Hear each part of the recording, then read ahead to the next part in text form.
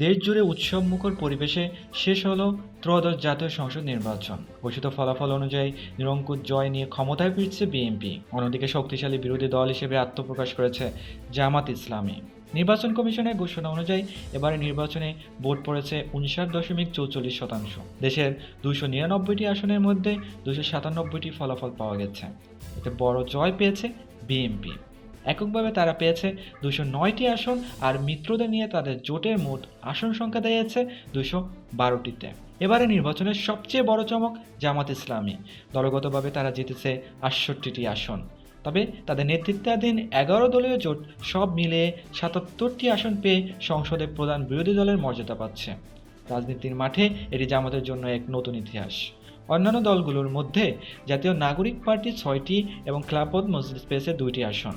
এছাড়া ইসলামী আন্দোলন, গণ অধিকার পরিষদ ও বিজেপি পেয়েছে 1টি করে আসন। স্বতন্ত্র প্রার্থীরা জয়ী হয়েছেন 7টি আসনে।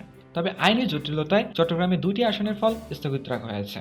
একই সাথে অনুষ্ঠিত হওয়া গণভোটে সংবিধান পরিবর্তনের পক্ষে হ্যাঁ ভোট পড়েছে 4,80,00,000 আর না ভোট পড়েছে 2,25,00,000। নির্বাচন কমিশন জানিয়েছে সব নথিপত্র হাতে পেলেই দ্রুত গেজেট প্রকাশ করা হবে। শুরু হবে নতুন সরকারের পথ চলা।